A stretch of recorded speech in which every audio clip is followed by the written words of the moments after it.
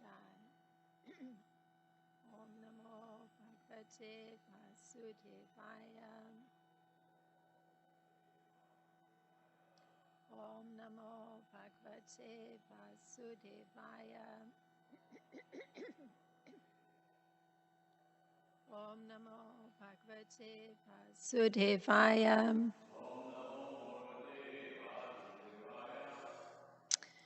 So this morning we're continuing with Canto 10, Chapter 42. And there are three texts for today, text 19, text 20, and text 21. So text 19 is on the board, and we can chant that one responsively. Tatrakshina sanucharam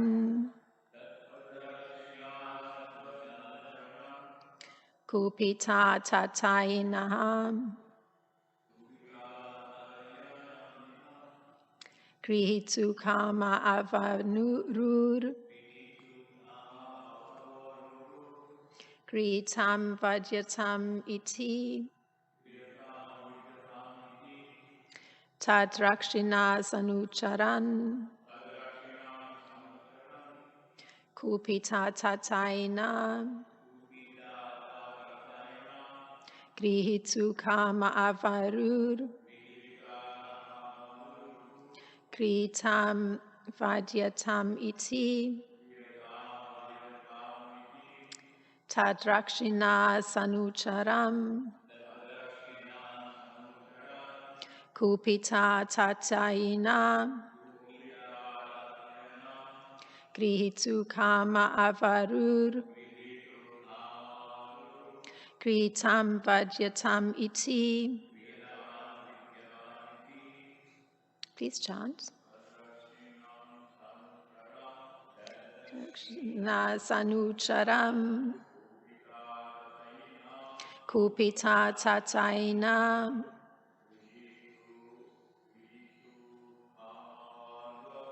grihitu kama avarur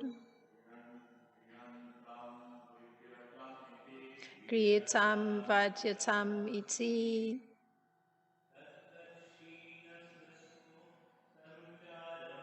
Tadrakshina sanucharam kupita tataina grihita kama avarur grihitam vadyatam iti.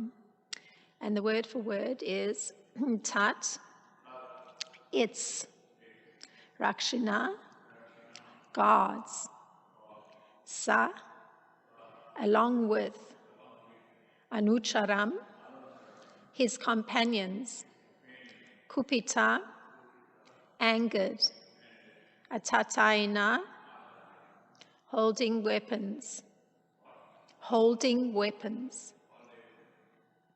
gritu, to catch, kaman, wanting, avarur, surrounded, gritam, seize him, vadyatam, kill him, iti, thus saying. Then text 20. Atatandura biprayan vilokya bala keshaval kruto danvana adaya shakale tamscha jagunatu. And the translation for text 20. Seeing the gods coming upon them with evil intent, Balaram and Krishna took up the two halves of the bow and began striking them down. In text 21. Balam cha kamsa praitam hatva shala tmuktatata nishkramya cheratu krishtal nirikshya pura sampada. And text 21. After also killing a contingent of soldiers sent by Kamsa, Krishna and Balaram left the sacrificial arena. by its main gate and continued their walk about the city, happily looking at the opulent sights. Om Jnana-timirandasya Gnananjana-shalakaya Chakshurun Militam Yena Tasmai Shri Gurave Namaha Shri Chaitanya Manopistam Stapitam Yena Bhutale Swayam Rupa Kadamayam Dadati Svapadantikam Vandeham Shri Guru Shri Yuta Padakamalam Shri Guru Vaishnavam Shah Shri Rupa Sagrajatam Sahagana Ragutam Vitam Sajivam Sadvaitam Savadutam Parijana Sahitam Krishna Chaitanya Devam Shri Radha Krishna Padan Sahagana Lalita Shri Vishaka Vitamscha He Krishna Karuna Sindhu Dina Bando Jagatpate Gopesha Gopika Kanta Radha Kanta Namostute Tapta Kanchana Gorangi Radhe Vrindavaneshwari Vishabhanu Sute Devi Pranamami Hari Priye Vanjakalpataribhyascha Kripa Sindhuvevacha Patitanam Pavanebhyo Vaishnebhyo Namo Namaha Namo Om Vishnu Padaya Krishna Prasthaya Bhutale Shrimati Roma Padaswami Iti Namine Namo Om Vishnu Padaya Krishna Prasthaya Bhutale Shrimati Bhaktivedanta Swami Iti Namine Namaste Saraswati Devi Gauravani Pracharine Nivishesha Sunyavadi Paschatya Deshatarine Jai Shri Krishna Chaitanya Prabhu Nityananda Shri Advaita Gadadhar Shivasadi Gaura Bhakta Vrinda Hare Krishna, Krishna Krishna, Hare Hare, Hare Rama, Rama Rama, Hare Hare. So I'll just read the translation again for text 19, which seeks into the rest. Actually, I didn't read the translation for text 19, so here it is. The enraged guards then took up their weapons and, wanting to seize Krishna and his companions, surrounded them and shouted, "Grab him, kill him."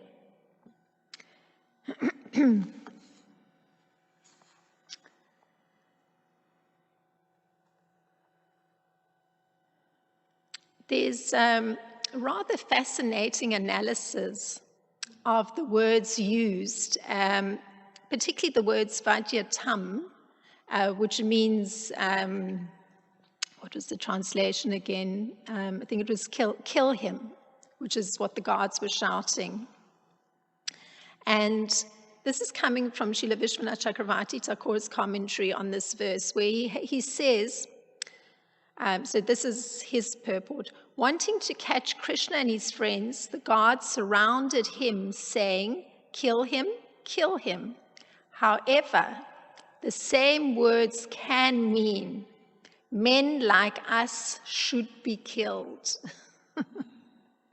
Very interesting. It's a bit like when one makes an accusation against somebody, it's actually like the fingers pointing back at oneself. Generally, it's a projection.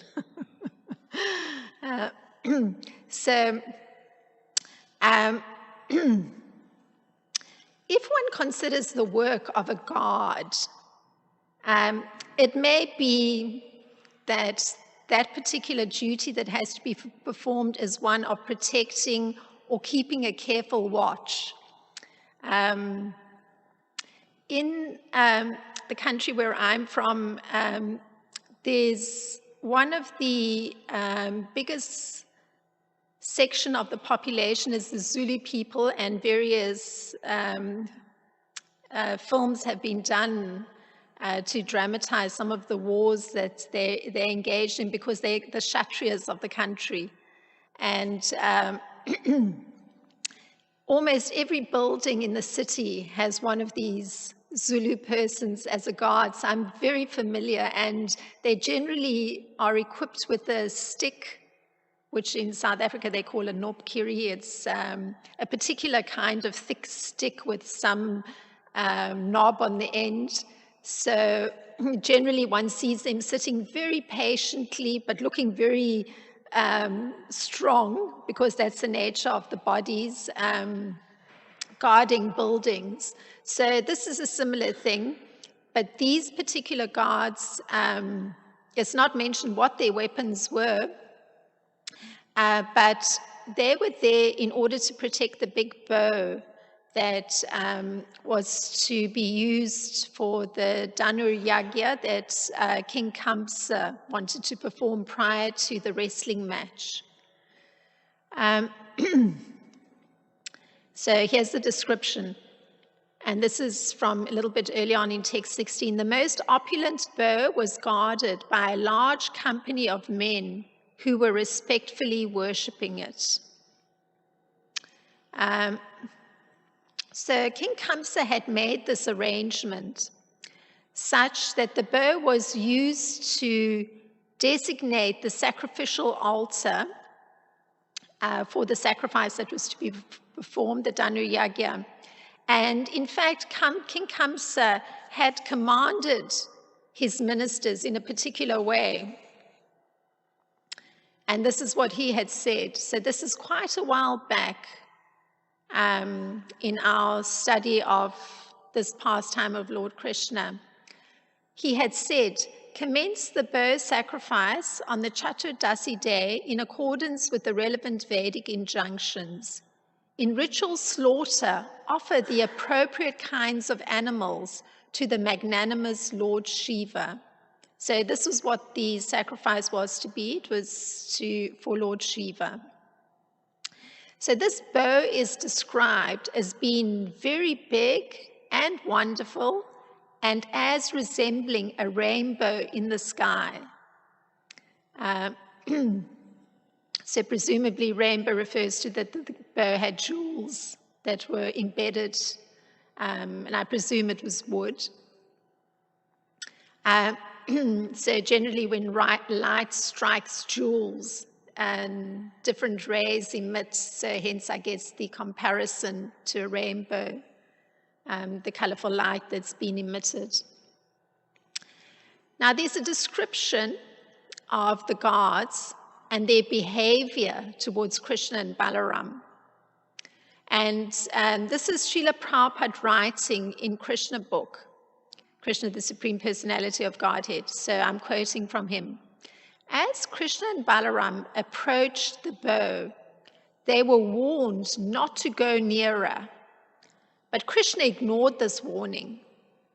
He forcibly went up and immediately took the big bow in his left hand. After stringing the bow in the presence of the crowd, he drew it and broke it in the middle into two parts, exactly as an elephant breaks sugarcane in the field. Everyone present appreciated Krishna's power. So, again, the work of the gods there, giving a verbal warning, but Krishna completely ignores it. So not only does he ignore the warning, but he marches right up to the bow and actually takes it, and not merely does he hold it, but he actually breaks it into two. So that's extraordinary. So Srila Prabhupada continues, the caretakers of the bow who were standing by watching became very angry, and with their respective weapons in hand, they rushed towards Krishna shouting, arrest him, kill him, kill him. Krishna and Balaram were surrounded. So it was clearly a large number of guards, and they'd been challenged, like in an extreme way. Their duty of guarding had been basically ignored by Krishna. So in considering, there's another situation, because the people that were surrounding or observing what transpired, they actually appreciated Krishna's power. So clearly it didn't look like a willful, destructive act. Rather, it's augmented Krishna's stature in the eyes of everyone around, with the exception of the gods, of course. So there's another situation in which a consideration is given to Krishna's power. And this is done by Dhritarashtra. Now, he's considering something about Krishna's power. So this is his reasoning, Dhritarashtra. He had spent many a long night pondering Arjuna's power and trying to weigh whether it could be countered by any of the Kuru warriors. It was hard to decide. Now that Arjuna was united in battle with Krishna, the odds had shifted dramatically. Krishna's power was impossible to estimate. He was said by the rishis to be the Lord of all divinities. Opposing him would surely mean opposing the gods themselves. So this is Dhritarashtra considering Krishna's power. And it comes from Mahabharata, written by Krishna Dharma. Now, Dhritarashtra was looking from a particular angle. He was hopeful that his sons would attain victory, being assisted by great warriors such as Bhishma, Karna, and Drona. Now, this reasoning on the part of Dhritarashtra is accurate because Krishna himself explicitly clarifies his position to Arjuna. So we get this in his conversation with Arjuna. And he says this, Krishna quoting, "Neither the hosts of demigods nor the great sages know my original opulence, for in every respect I am the source of the demigods and sages." So this is from Bhagavad Gita 10:20. In fact, no one is greater than Krishna. And this is also stated by Lord Brahma himself, one of the demigods. And this is from Sri Brahma Samhita text 1. Krishna, who is known as Govinda, is the supreme Godhead. He has an eternal, blissful, spiritual body. He's the origin of all. He has no other origin, and he is the prime cause of all causes. Ishvara Parama Krishna Sachidananda Vigraha Nadir Adir Govinda Sarva Karana Karanam. So this view of Krishna being worshipable, the Lord of all divinities, to use the words of Dhritarashtra, is stated much more emphatically by Lord Chaitanya. Or in fact, one could say it's the philosophy of Lord Chaitanya. And it's two words are used, Aradhyo Bhagavan, Brajesha Tanaya, Tad Dharma, Vrindavan. So the son of Nanda, Brajesha Tanaya, is worshipable, Aradhya. And as he is worshipable, so his place Vrindavan is worshipable. So I'm trying to highlight when one is trying to estimate the strength or the power of Krishna and how different personalities have tried to do this, particularly Dhritarashtra, because there was a situation where warriors were going to be opposing Arjuna, and he had to estimate what would happen now that Krishna was in the picture on the side of the opposing army. And then I've also drawn from Lord Chaitanya actually making it his philosophy that Krishna is worshipable. So these gods of the sacrificial bow, they were subservient to King Kamsa. And King Kamsa had expressed the same kind of attitude or the same sentiments towards Krishna as the gods were expressing. So this kill him, arrest him. Kamsa, when he was in a situation where he'd called for his ministers, headed by Mushtika, Kanura, Shala, and Toshala, and for his elephant keepers, he had addressed them in this way. So you can see the consistency in the mood and the attitude towards Krishna and Balaram. My dear heroic Chanura and Mustika, King Kamsa talking, please hear this. Rama and Krishna, the sons of Anakundudubi Vasudev, are living in Nanda's cowherd village. It has been predicted that these two boys will be the cause of my death. When they are brought here, kill them on the pretext of engaging them in a wrestling match. So same consistent sentiment towards Krishna and Balaram. So this was from the 36th chapter of Srimad Bhagavatam. Now, Srila Prabhupada, he explains that the concept of God as some ruling power was just like it was expressed by Dhritarashtra. You know, he's Lord of all the divine demigods. So one can hold this concept of God, that he's a ruling power. And this kind of conclusion is reached by persons who are in the inferior energy of the Lord. Means that Krishna, as the personality of Godhead, he can't be conceived of properly unless one is situated in a transcendental position. So this is Srila Prabhupada speaking. It comes from a purport in Bhagavad Gita 10.2.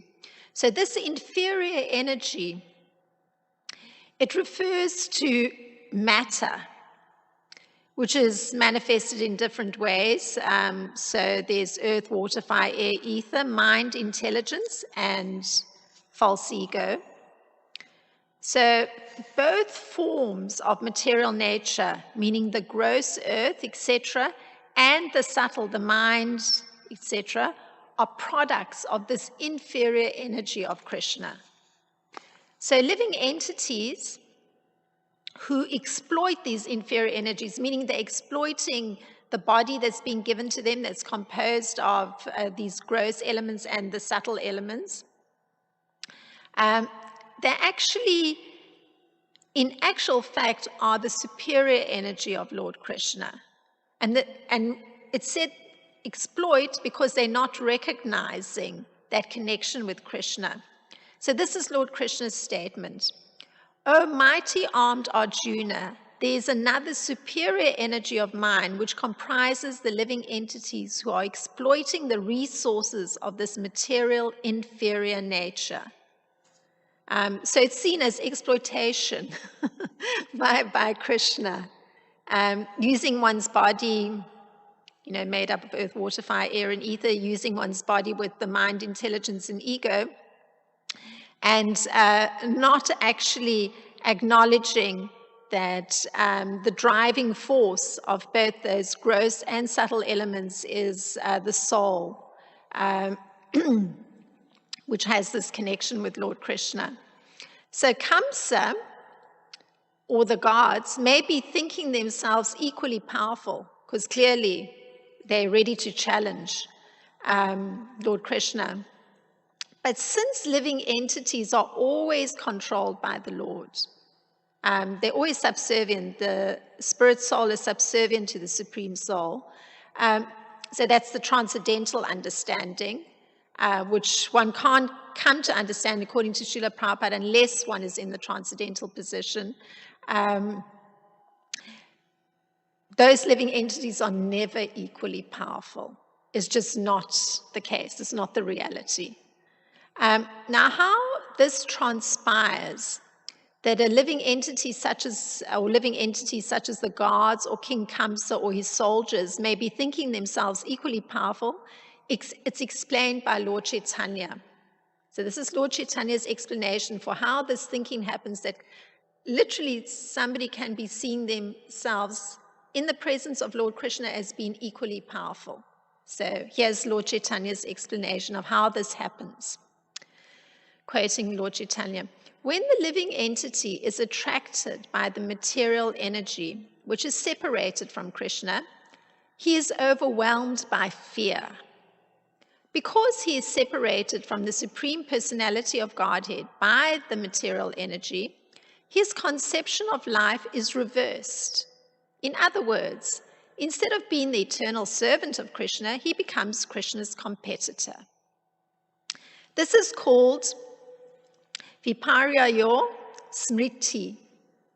To nullify this mistake, one who is actually learned and advanced worships the Supreme Personality of Godhead as the spiritual master, worshipable deity, and source of life.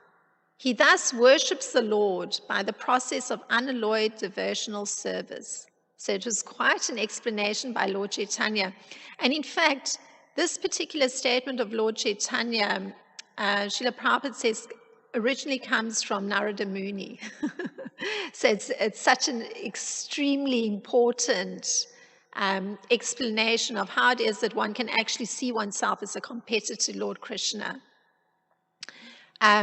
So this position of being separated from the Lord by his material energy it's evident in Kamsa, because there's mentioned by Sukadev Goswami earlier on that when Kamsa heard the sound of the bow breaking, he had been struck with terror.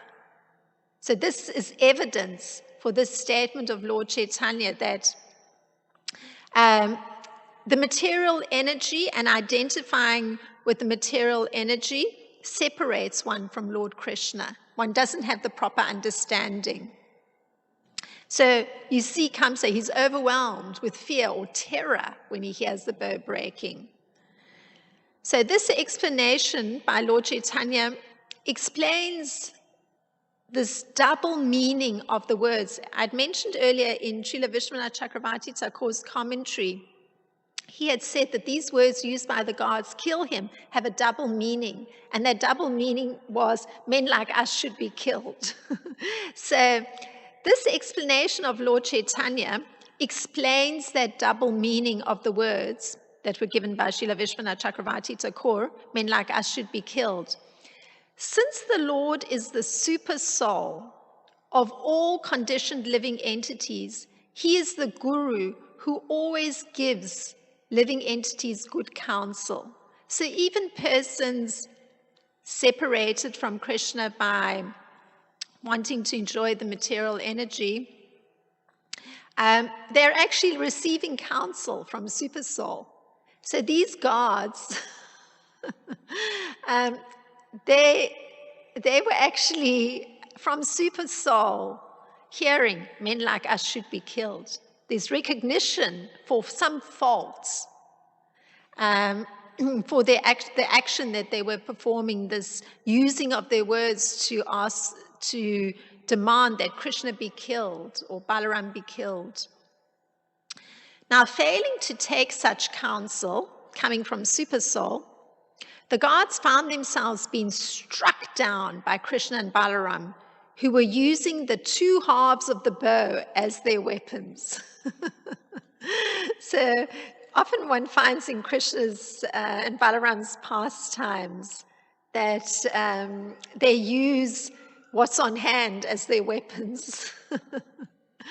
So in this case, the two halves of the bow were being used against the gods. Now, the contingent of soldiers sent by Kamsa also found themselves being killed by Krishna and Balaram.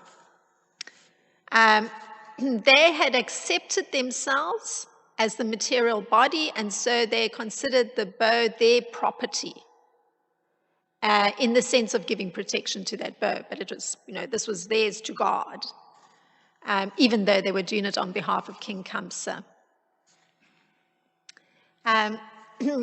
There's a most excellent explanation given by Lord Krishna that brings together the material elements, the body and the subtle body, in relation to actions that are performed. And this is how Krishna puts it. The place of action, the body, the performer, the various senses, the many different kinds of endeavor, and ultimately the super soul, these are the 5 factors of action. So it's quite a complex thing when one really analyzes it, when somebody performs an action, because there's the body, the place of action. There's the performer, the person who's going to perform the action, means that the subtle body is operating to allow them to perform that action. There's the various senses they're having to look, see, smell, touch.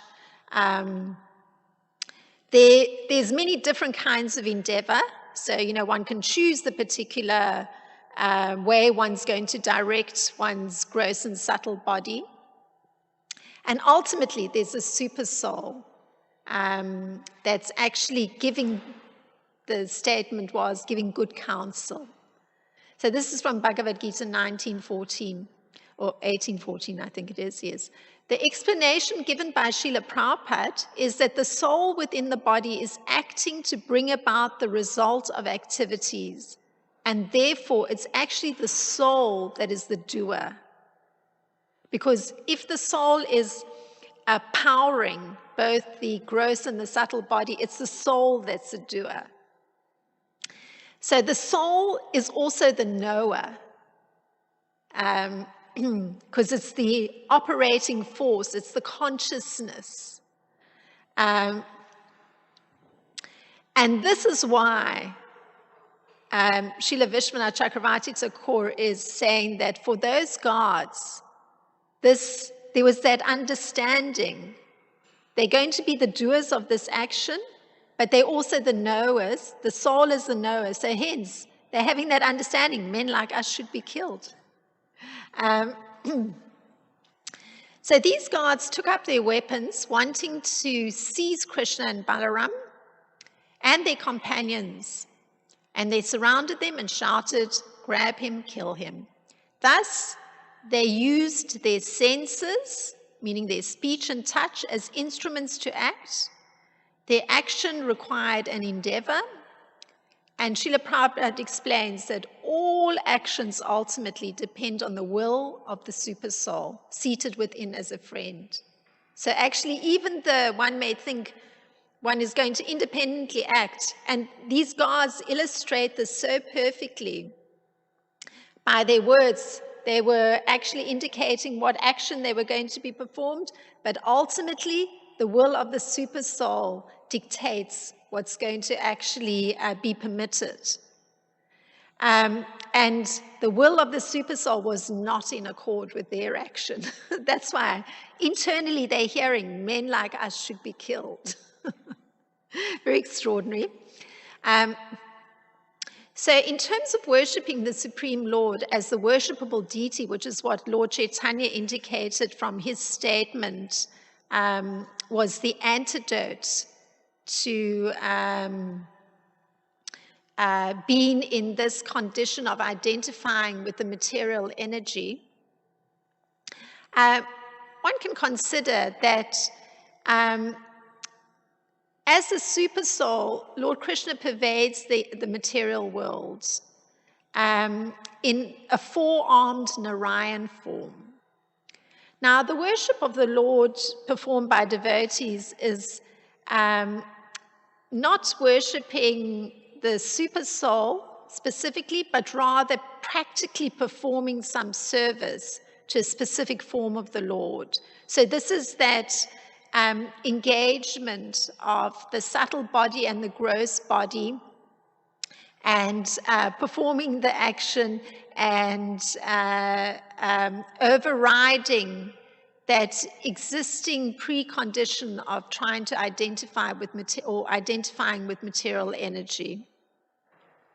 And by worshipping a form of the Lord, which is a worshipable deity, this is Lord Chaitanya's one recommendation, a form such as Krishna or Balaram, various deities in the temple.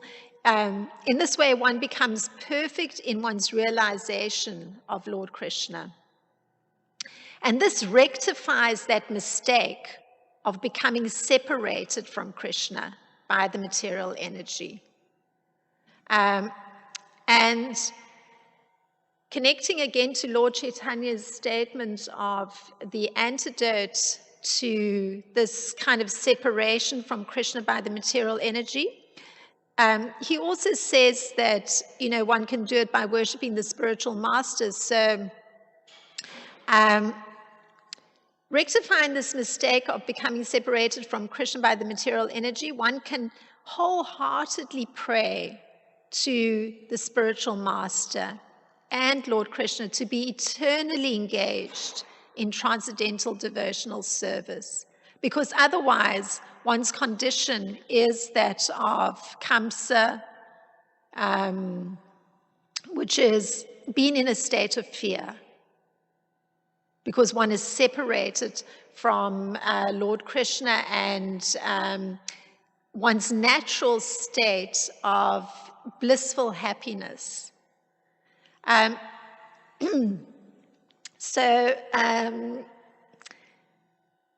This is assisted, this particular approach of, praying fervently to one's spiritual master, of being engaged in transcendental devotional service. It's assisted by having a kind of repentant and eager mentality. So as one's progressing through devotional life, one remembers the times when one was actually identifying with material energy, and one is repentant over some of one's actions and way of thinking. And this repentance is for having given up the association of Lord Krishna. And the way it's sometimes expressed is one's given up the association of Lord Krishna for useless forms, meaning that other forms are more attractive. I mean, it may be a building, it may be a person, etc. But these are all created by material energy. So the fundamental thing is to go past that blockage of the material energy and stay in a transcendental position. So this is what I was able to expand on from these verses today. If there's any thought on this particular subject matter to expand the discussion. I don't know if we have a microphone with the battery, but if we haven't, I'm very happy to pull this one out.